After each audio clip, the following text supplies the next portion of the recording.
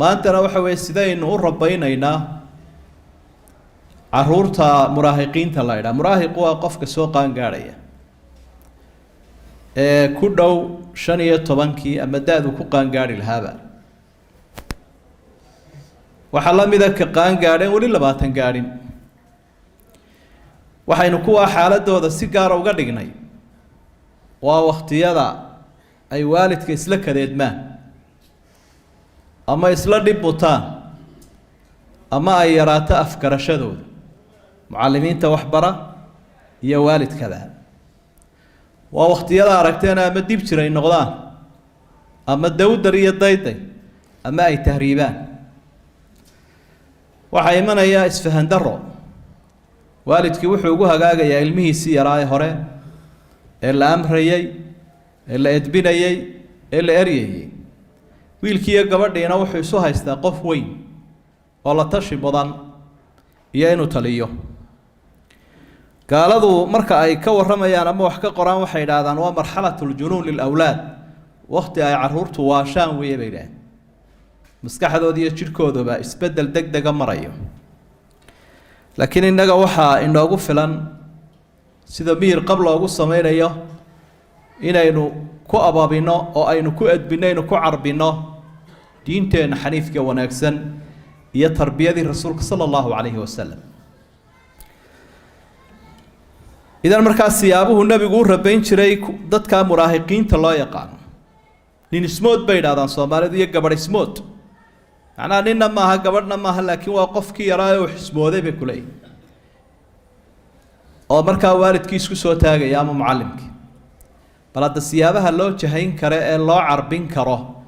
ee loo qaban karo ee looga adkaan karo xadiidkan baynu tusaale uga soo qaadanayna waa xadiis saxiixa oo min xadiis abi umaama musnad imaam ahmed ku sugan xadiidka waxaynu ka faa'iideysanaynaa shayga loo yaqaan at-tarbiyatu bil hiwar in da'daas lagu carbiyo dood iyo hiwar lala yeesho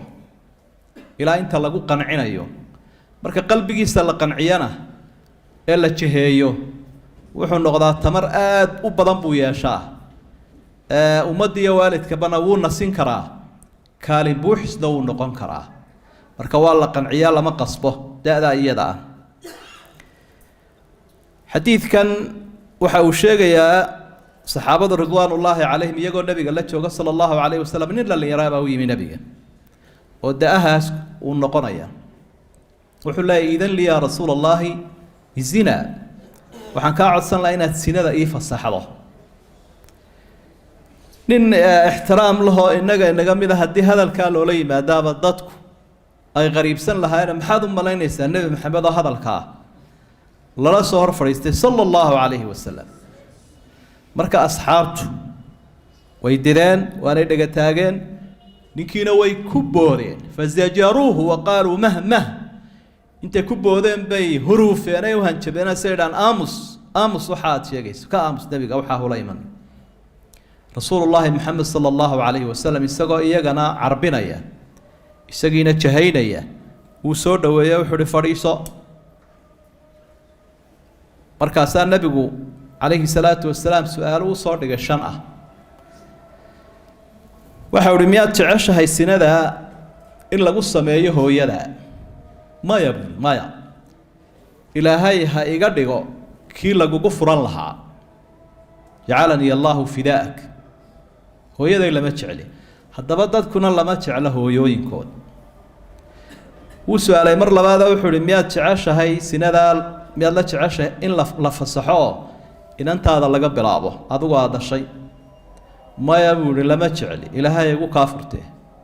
haddaba dadkuna hablahooda lama jecla buu miyaad la jeceshahay walaasha ma lama jecli haddaba dadkuna waa kula mid miyaad la jeceshahay habaryarta ma lama jecli miyaad la jeceshahay habaryarta eedada waa 5tii dumar ahayd tii isaga dhashay iyo tuu dhalay iyo tii la dhalatay iyo tii aabihii la dhalatay iyo tii hooyadii la dhalatay waa 5tii ugu dhawaa bilis xawlay ee qofku uu xeerinaya ee xurmada uu qabay ee uu ilaalinay haddaba rag waa adigoo kale buu leeyahay mar haddaanad intaa la jeclayn dumarkaad ka sinaysan lahayd rag bay intaa u yihiine halkaa kaga hadh weeye ninkaa isagaa markuu casharkaa liqsiiyey isaguna uu garaabay jawaabtiina uu bixiyey rasuulku sala allahu calayhi wasalam laabtu ka dhirbaaxay markaasaa wuxuu idhi ilaahow dembigiisa dhaaf qalbigiisana nadiifi xubinkiisa tarankana xaaraanta uga ilaali ducadaa weyna uu ugu deeqay rasuulku sala allahu calayhi wasalam xadiidkaa markaynu ka soo gudubno waxyaabahaynu ka qaadanayno waxaa ka mid ah 7 arrimood oo aynu uga jeedno sababaha ama hababka loo carbinayo da'yartaa kuray xooglaha ah ama soo barbaaraya ee weynaanaya ee loo yaqaano muraahiq waxaa ka mid ah hababkaas shay mar iyadoo lala xiwaarayo lala doodayo la qancinayo qofka ka waay aragsan aqoon iyo da'ba markuu hor fadhiisto ilmahaas ee si fiican ula xiwaaro ula doodo dabcan qofka waalidka ama muallimka ahi uu ka badin doonaa waxa kowka ar-rifq wal-ihsan bil-aman al-rifq wal-ihsas bil-aman ilmaha yar inuu dareemo in loona naxariisanayo doodan lala doodayana nabadgelyo uu ku haysto marka hadduu dareemo naxariis waxay ka faa'iido tahay inuu furfurmayo oo aanu fogaanayn hadduu ammaan dareemo inaan loo caga juglaynaynin oo markuu wax sheego aan la xidhayn oo la dilayninna ra'yigiisu cabiri karaya waana taa ilaahay uu ku ammaanay nabiga ninkana uu kula dhaqmayo iyadoo raggu huruufay haddana rasuulku soo dhawow buu leeyahay فبما رحمة من الله لنت له ولو كنت فظا غليظ القلب لانفضوا من حولك نحريش إلهي وكسيبي ددك كوغو سو خومين نين قلفسنو ادادك داد نقوليدا waa laga kala yaaci lahaa buu ilaahay waxa halka ka muuqanaya marka qofkii yara wuxuu cabiraya isagoo khajilayn ayaa wixii uu fulin lahaa ama dadka kala tashan lahaa buu adiga ku soo bandhigaya waxa labaad aynu ka faa'iideysanayna at-tawaadu' was-sabr qofka yar waqtiga waalidku la doodayo inuu una sabro waxa uu sheegayo qof kasta oo la haruuninaya baa la mid ah tawaadu' jira kibir la'aan oo rasuulku ma kaana xiwaaruhu ma'a tarafu'i nafsi wal istighfaaf nabigu markuu ninka la hadlay iskama weyneynin kumana jeesjeesayn marka inagu daayarta waynu ku dheeldheelnaa waanad iska weyneynaysaa markaa uu kaa xidhanaya wixii uu ku sheegi lahaa ilaahay baa wuxuu waqfid janaaxaka liman ittaba'aka min almu'miniin u dabacsanow dadka ku raacay mu'miniinta ah waxa saddexaad oo aynu ka faa'iideysanaynaa tarbiyadan dooda lagu rabaynayo daayarta xusnul istimaac in la dhageysan karo bal qofku wuxuu sheegayo daayartu dhageysanaya dumarku dhageysanaya gaaladu dhageysan jiray bal gaalo waxaad qabto sheeg markaasuu gaalnimo badan iyo xumaan sheegaya uu uga jawaabaya nabigu calayhi salaatu wasalaam oo waxaad arkaysaa kaana yas'alu shaab wa yu'tihi al-fursata lid-difaa'i 'an nafsi ninkan dhalinyarada nabigu sallallahu alayhi wasallam su'aal buu weydiinaya waxaan u ogolaanayaa inuu naftiisa difaaco waxa ka waran jawaabtiisii buu siinaya taasina waxa weeye dhageysi wanaagsan oo aadaabta xiwaarka ee ubadka lagula dhaqmayo ayay ka turjumaysaa xusnul istimaac baa la yidhaahdaa waana kaa ku jawaabaya laa wallaahi markuu hooyadaa miyaad la jeceshay buu isku daray diidnimo iyo dhaar markaasuu nabigana yidhi ilaahay ha igu kaa furto oo wixii kugu dhici lahaa aniga ha igu dhaco lama jecli buu intuu dhaartay hooyadii waxa afraad oo ka mid ah aadaabta iyo habka daayarta loo qancinaya at-taysiiru fil iqnaac marka ilmahan la qancinayaad la xiwaarayso la doodayso falsafad ha u keen iyo waxaanu fahmayn laakiin waa inaad u fududaysaa waxaad kula doodayso sidaa daraadeed nabigu wuxuu soo qaaday tusaalayaal dhow oo uu fahmi karo oo maskaxdiisa la jaan qaadayo agtiisa yaala de waa ka uga bilaabay yiri hooyada iyo habaryarta iyo inantaada iyo walaasha iyo waa wuxuu fahmi karaya way ma khuyira bayna amrayn illa ikhtara aysarahuma umada markuu rabaynayo nabigu arrimaha kuwa fudud buu soo qaadan jiray marka fakaana xiwaaruhu bima la yad'u shak markuu ninkan la doodayo dooda nabigu daliil weyn bay wadataa in waxba reebayn daliilkiiba isaga ayuu ka keenay doodda ugu mudaneed ku guuleysatana waxa weeye ta jawaabteeda uu bixiyo qofka aad la doodaysa ninkii daayartaaba ka jawaabayba intuu nebigu jawaabi lahaa atuxibuhu liummik buu laga bilaabay hooyadaa miyaad la jeceshay isagii baa jawaabtii bixiyey maxaa kale lagu noqonayaa nin kale qura maaha saasuu ummadana ula dhaqmayay nebigu sala allahu calayhi wasalam dadka cawaamka reer baadiyaha qof waliba wuxuu fahmi karayo oo tusaale ah oo qiyaas musaawiya ama awlawiya ayuu u dhiibi jiray ninbaa maalmaha ka mid ah nebi maxamed u yimi sala allahu calayhi wasalam ninkaasi wuxuu leeyahay xaaskaygii ilmo madow bay dhashay aniguna waan cadday islaantuna way cadday talowkani xagguu ka yimi weeye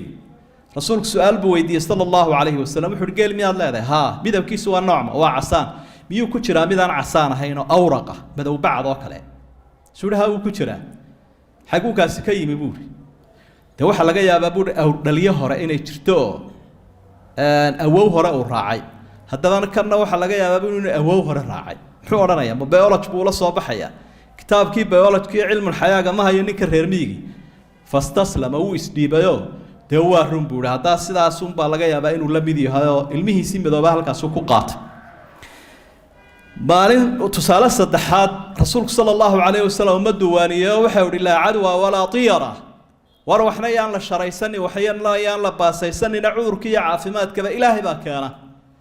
ninbaa nebiga su-aal weydiiye oo wuxuu ihi reer miyiga had iyo jeer dhiiranaa su-aalaha u badnaa asxaabtuna way ka faa'idaysan jireen wuxuu ihi waxaa dhacda geelu inuu meel iska joogo eeganahoo cosabahoo wanaagsanoo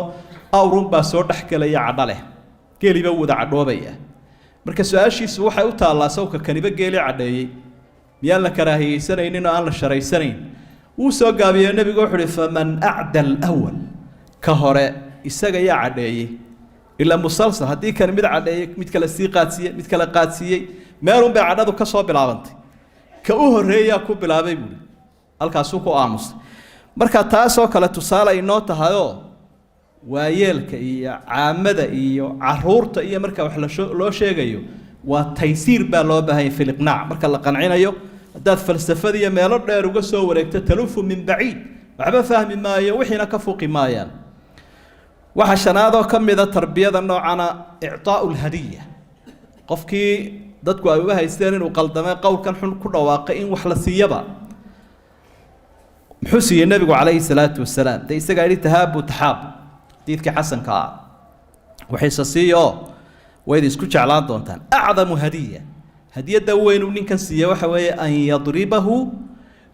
qalbahu an yadriba qalbahu ducaan watadarucan ila allahi lahu bilhidaaya waa inuu dee nebigu u duceeyey gacantiisa shariifkaana gaadhsiiyey soona dhoweeyey duco ka weyn maad garan duco ka weyni ma jirto waxaa lixaad oo aynu halkan ka faa'iidaysanaynaa axsanu shayin lilmuraahiqi iqnaacuhu bilcifaaf hababkaynu carruurta u carbinayno kuwayaalaha ugu muhiimsan bay ka mid yihiin in lagu carbiyo cafiifnimada dhowrsoonaanta shahwadooda iyo baahidooda dareenkooda jinsiga ahi ragguna raggu dumar u baahan yihin dumarkuna rag u baahan yihin wakhtiyada fawraan bay leedahay kicitaan badan baa jira ilmaha xaraaradiisu cerkay maraysa wakhtigaa in casharo badan oo cifada ku saabsan loo dhigo weeye siduu dhowrsoonaan lahaa sinadu ceebtay leedahay xaaraanta iyo xumaanteeda cadaabka ka dhasha aakhire iyo adduunyadaba fadeexadda sumcad xumada sharaftuu dhowranayo ilmihii waa in cafiifnimadii lagu carbiyaa halkay gaaladu ceebta ku carbiyaan ay yidhaahdaan carruurtu ha iskala sii qabsadaan oo dugsiyada dhexeeya ha kusii tijaabiyaan waxaan oo qofka cafiifka ana waaba lala yaabaaba oo waxaa la yidhaahdaa qolada cilmu nafsigaa loo geeyaa inantu hadday cafiifad hadday tilaa weligay nin maan arag waxa la leeyahay maskaxiyan baa wax uga dhimayne dhakhtarka cilmu nafsiga ha loo geeyo innaguna taa cagsigeedaynu nahay oo sidaa nebigu uu ku carbinayo ninkan uguna ducaynayo carruurta marka horeba marxaladdaa markay marayaan waxyaabaha aada loogala hadlaya ku jirta cafiifnimadu waalidkuna uu ka xishoodaa sax maaha laakiin waa in loo sheegaa mushkiladda noocana ee uu qarsan lahaa ama qaar kale ka dhaadhicin lahaayeen wuxuu ka yeeli lahaa liannahu akhdaru waa min akhdari aslixati ibliis hubabka ugu adagu shaydaanku insaanka lumintiisa u isticmaalay ka mid tahay baahida dareenkaa jinsiga ilaahay baa subxaanahu wa tacaala ummadoo dhan abra istixfaafkaasa wuxu uhi walyastacfif aladiina laa yajiduuna nikaaxan xataa yugniyahum allahu min fadli قل للمؤمنين يغضوا من أبصارهم ويحفظوا فروجهم وقل للمؤمنات يغضضن من أبصارهن ويحفظن فروجهن ومضى الشيء وأمر inay ishoodana xaaraanta ka ilaaliyaan ibtoodii cawradoodana xaaraanta ka ilaaliyaan arrin weyn weeye waa ummadda halka ay maanta ka jabtay weeye ee qoysaskii ka xumaadeen qarabkii ka xumaadeen laga baaba'ay in ceebta iyo sinada wax caadiya dadka looga dhigo lagu ibtileeyo waxyaabaha aynu daayartaa kula dadaalayno xadiidkan ka qaadanayno waxa weeye xirsuum cala alhidaaya inaynu kula dadaalno hanuunka sidoo ilmuhu hanuunaya oo ilaahay xaqiisa u garanaya oo ilaahay uga xishoonaya markaas waalidkii iyo ummadaba ka xishoon doonaa cilmi maadiyuhum baynu ku kilkilinaa inagu oo aynu islaanaa ilmuhu doctor ha soo noqdo ama engineer ha noqdo bal arsaaqad weyn ha raadsado laakiin ilmaha lagalama hadlayo sida tawxiidka iyo akhlaaqiyaadka iyo dhaqanka loogu ababiyaa ilaa intuu arrinkiisu adkaanayo sinna almuraahaqa gaadhayo marka haddii hanuunkaa lagula dadaali waayo qof goordha wuxuu noqonayaa maca tacliintiisa maadiga qof halowsanoo aan kaa farxinina kaa naxiya lidaalik baa rasuulku sala allahu calayhi wasalam ducada ninkan uu ducaynaya waa hanuunka marka inaguna ubadka hanuun baynu ugu ducaynaynaa hanuun baynu baraynaa hanuun baynu ku ababinaynaa diinta ilaahay subxaanahu watacaala marka toddobada arrimood waa aadaabtii iyo habkii xiwaarka ee lagula dhaqmayay da'yarta soo koraysa ee dhaafay wakhtigaa ay yaryaraayeen inta u dhaxaysa 13 teenage-ka intana yidhaahdaan 13 ilaa 20 inaha markaasaa ilmihii uu kugu xidhmayaa ku aaminayaa kaa tala qaadanaya waxna ku bidaya haddii laakiin madaxa la isku dhufto la isweydaarto kala yaac bay ku dambaynaysaa inuu kaa tahriibu kaafir dhalo ummado kale ku biiro oo ka hadhowtana waalidku habaaro oo uu idhaa kan ilaahu yaa kaa reeba subax xubadiisa marka halkaa waxaynu ka arkaynaa in badan baa gaaladu ay wax sheegaan ay wax qoraan qofka muslimkii markuu diintiisa wax ka yaqaano dalkiisa iyo dadkiisa iyo ubadkiisa siduu u hogaaminayo mar walba wuxuu ka qaadanayaa hogaamintii nabi maxamed sallallahu alayhi wasallam allah inagu hanuuniyo